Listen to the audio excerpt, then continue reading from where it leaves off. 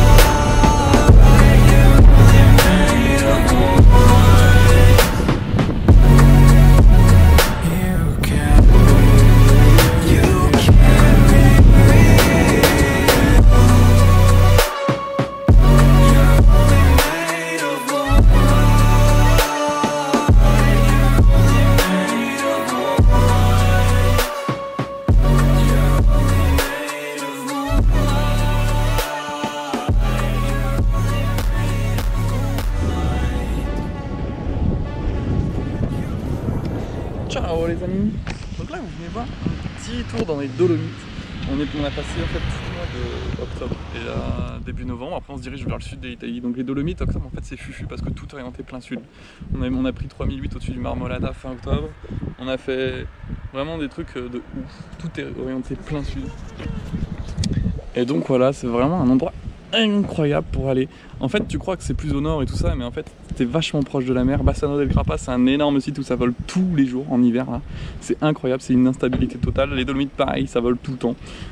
Grosse instabilité, assez fort. Je pense au mois d'août ça doit être pire que les Alpes du Sud, les brises doivent être énervées. Bon bref, et là du coup en fait le projet c'est d'aller un peu partout. On va aller en Tunisie, en Grèce, en Turquie et peut-être même au Pakistan ou en Inde, on va voir avec ce camion. Et si tu viens par là, passe aussi Macesina, lac de Garde, Lago di Garda. C'est incroyable. Macesina en fait c'est the montagne pour faire des cygnes. C'est vraiment... bon bah tu fais sport gagnant, hein, c'est à dire que tu attends au moins peut-être 3 heures le temps de prendre le funiculaire, la navette et tout ça, tu payes peut-être 25 balles ta descente, mais au moins tu as 1000 mètres de gaz quand tu arrives au-dessus, même avec une 17.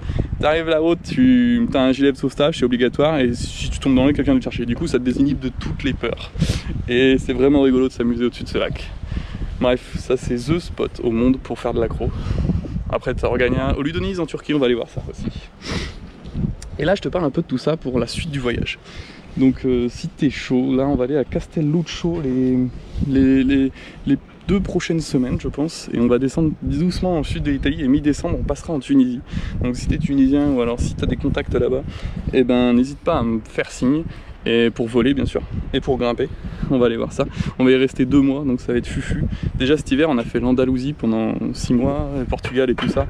Et je pense que la Tunisie ça va être un peu pareil, mais beaucoup plus sauvage. Mais au niveau des reliefs, il va y avoir de quoi faire du soaring, de voler, peut-être même des petits crosses. Il y a des petites montagnes, hein, ça dépasse pas les 1300 mètres.